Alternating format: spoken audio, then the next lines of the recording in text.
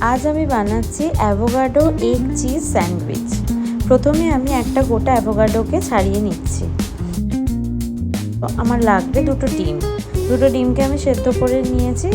ডিমের খোলাগুলোকেও আমি ছাড়িয়ে নিলাম।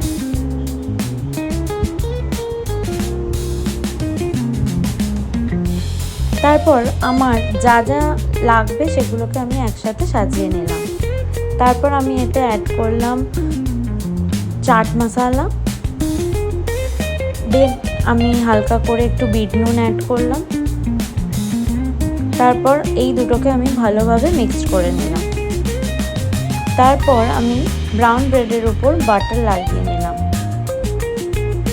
দু পিঠেই ভালোভাবে বাটারগুলোকে লাগিয়ে নিচ্ছি। তারপর আমি ডিমগুলোকে স্লাইস করে কেটে নিলাম। তারপর আমি ব্রেডের উপর অ্যাভোকাডোকে স্প্রেড করে তার উপর দিয়ে ডিমের স্লাইসগুলোকে দিয়ে দিচ্ছি। এরপর আমি একটা চিজের স্লাইস নিলাম এবং এর উপরে দিয়ে দিলাম। তার উপর দিয়ে আমি একটা ব্রেডকে চাপা দিয়ে দিলাম। তো রেডি হয়ে গেল আমার স্যান্ডউইচ। এইভাবেই আমি দুটো স্যান্ডউইচ বানিয়ে নিলাম।